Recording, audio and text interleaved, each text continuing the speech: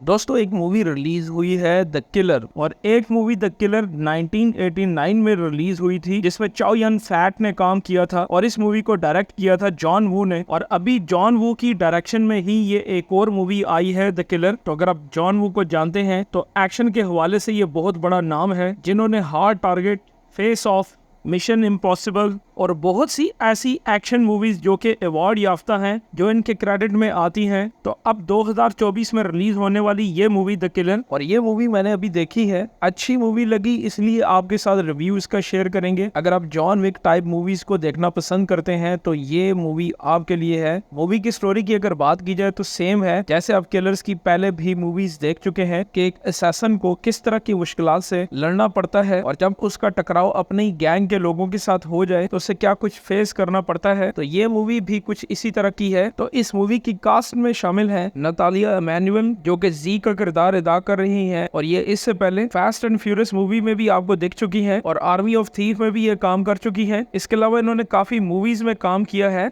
इस मूवी में इनको लीड रोल मिला है एक किलर का जो कि इन्होंने बड़ा अच्छा निभाया है और इनका साथ दे रहे हैं उमर से, जिनको आपने लुपिन सीरीज में देखा था और ये सीरीज काफी हिट सीरीज थी इनकी। और इस मूवी में विलन का किरदार अदा कर रहे हैं सैम, जो कि अक्सर मूवीज के अंदर विलन का रोल ही करते हैं। और अगर मूवी की स्टोरी की बात की जाए तो आप प्रेडिक्ट कर लेंगे कि इस मूवी की स्टोरी क्या होने वाली है। जो इस मूवी की सबसे अच्छी बात थी वो इसका एक्शन था। तो इस मूवी के मेन कैरेक्टर जी को एक किलर दिखाया गया है जो कि सैम के लिए काम करती है और एक क्लब में अपने टारगेट को अचीव करने के लिए ये किलिंग करती है। और वहां पे एक लड़की मौजूद होती है जो कि एक सिंगर होती है जो जी की बुलेट की वजह से गिर जाती है और उससे सर पे चोट लगती है और उसके आंखों की बिनाई चली जाती है। तो जी को ये टास्क मिला होता है कि रूम में मौजूद तमाम लोगों को खत्म करना है, इस लड़की को भी खत्म करना है। लेकिन जी इस लड़की को छोड़ देती है जबकि इसका बॉस सैम इसको दोबारा इस लड़की को मारने का बोलता है और ये फिर दोबारा उसको मारने के लिए जाती है हॉस्पिटल में। लेकिन इस लड़की की बातें सुन के ये रुक जाती है और फिर जी फैसला करती है कि इस नाबीना लड़की को वो प्रोटेक्ट करेगी। तो इसी दौरान इसका टकराव उमर से होता है जो कि इन्वेस्टिगेशन ऑफिसर होता है। तो बाकी आप मूवी जब देखेंगे तो आपको पता चलेगा कि क्या जी